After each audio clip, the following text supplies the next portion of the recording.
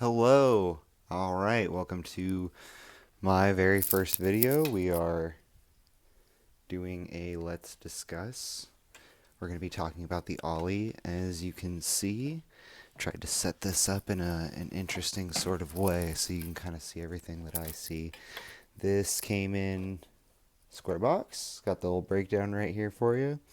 It's very cool. I used to have a Sphero. Unfortunately, I was playing with it under a car and it disappeared. I have no idea where it went. It's a mystery in my household. So let's discuss the Ollie. I'll do a little bit of Sphero comparison. Anybody who's looking into getting an Ollie probably knows what a Sphero is. If you don't, it's a small mechanical robot. It is a sphere. The Ollie is the cousin to the Sphero, and that's what we're going to be talking about today. I've got an Ollie right in front of you. Now, a couple of problems with the Ollie. There is no induction charging. The Sphero had this really amazing circular base that you just placed it on. It was always plugged in and it would just charge and light up and it would tell you. This comes with a USB port. As you can see, it's nice. I mean, it's handy and everything. Unfortunately, that leaves it open to water, so you cannot put this in water. That is a definite downside from the Sphero, especially when you're outside. Not because you're going to be throwing it in any pools, but mud, rain, inclement weather, taking it camping, playing with a dog, playing with anything really. You just got to be very careful because this thing will not survive contact with water. And it's very expensive. It's over $100. So take it with a grain of salt there.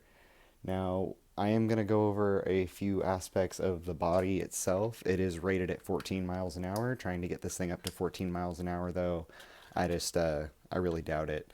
The nubby tires come off, and you can get a wide arrangement of different types of tires. You also have these hubcaps that come off. Usually, I need to go grab like a screwdriver or a set of pliers or something because these things are in there solid. There's 3 grips. So I'm not going to try and take that off because I'm always afraid I'm going to break it. I haven't yet, but I'm afraid I'm going to. If you're going to be using this without the tires, I wouldn't recommend using it outside. It's definitely more of an inside thing. Those nubby tires enhance your experience on different terrain, and they do sell a variety of different of these nubby tires. I don't, if you want to use this thing all the time and you're going to be using it in a bunch of different areas, then yes, definitely get them. But I've had mine for a very long time, pretty much since they started selling these Ollies, and I've used the one set, and there's some wear on there, but I've also never cleaned them. So, all right. Now, talking about the top speed on this thing, the Sphero is rated for 7 miles an hour. This thing's rated at 14. Yes, you can see the difference. Yes, it's noticeable. It's not fast enough. It doesn't go over grass very well. It does not go over dirt very well. You would best stick to hard surfaces like concrete, basketball courts, tennis courts, that sort of thing. Anything that's paved, you're going to do really well. It does struggle with carpet.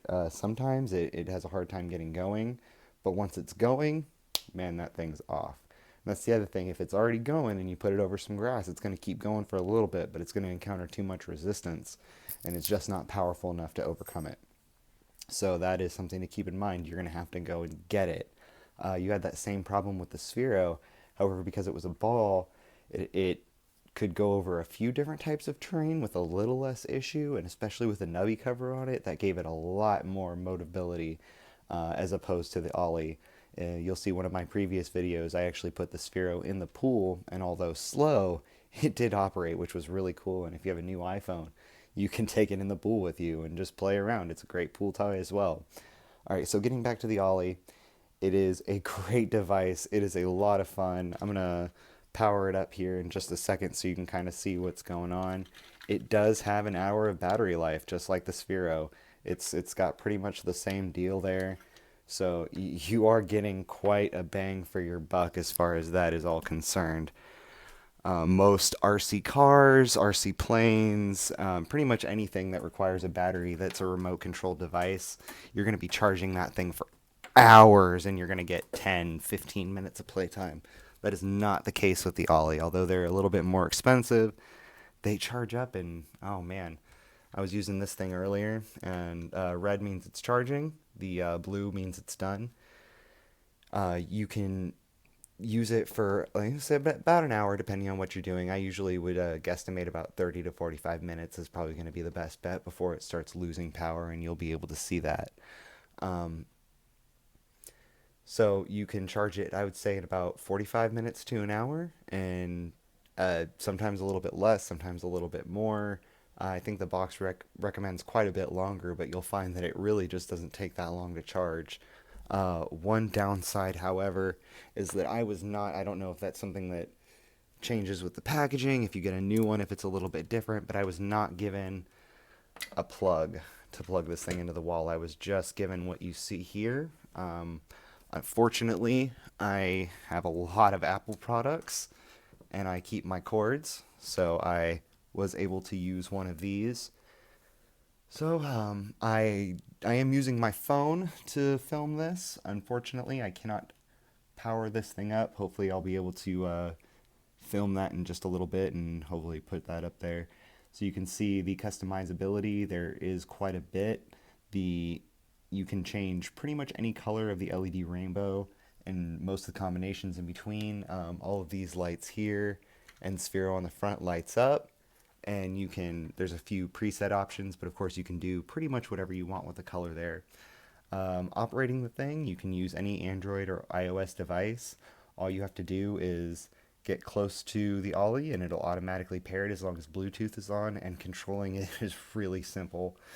You'll be basically looking for this to be facing you. And there's an auto facing option, so it will automatically reorient to your phone as long as, you just stop pressing the button and then repress it, and it'll be great. It's really good to go. It's very smooth, very easy to use, and there are some reprogrammability options for those of you that are a little bit more tech savvy. So this thing is it's a great device. Honestly, if I'm going to give this thing a rating out of 10, I would have to say it's going to be a 7 out of 10.